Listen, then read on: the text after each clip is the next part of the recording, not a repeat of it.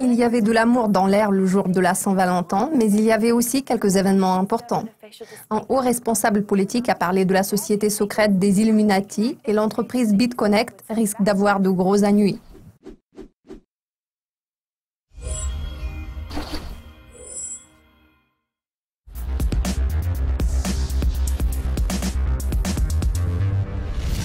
BitConnect a annoncé la fermeture de sa plateforme d'échange de crypto-monnaies.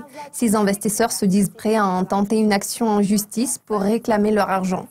Ces investisseurs qui se sont nommés les gardiens des crypto-monnaies ont vraiment l'intention de prendre les choses en main. Le site BitConnect a été fermé après 2 ordonnances de cessation et d'abstention. La pièce BitConnect a perdu 90% de sa valeur en réaction. Les investisseurs ont partagé des informations fournies par leurs avocats. Ils réclament les 771 000 $ qu'ils ont investis dans BitConnect. La plateforme d'échange de crypto-monnaies avait promis aux investisseurs que leurs investissements initiaux augmenteraient de 40% sur une base mensuelle. Vu que BitConnect n'a pas tenu sa promesse, les investisseurs entendent poursuivre la société en justice. Selon eux, BitConnect était une pyramide de Ponzi. La société des Illuminati existe-t-elle en réalité?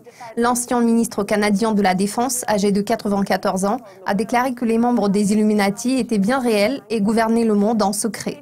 Paul Hellyer est officiellement devenu le responsable politique le plus haut placé qui croit aux théories du complot. Hellyer a également déclaré que les États-Unis avaient développé des formes exotiques d'énergie à l'aide des extraterrestres.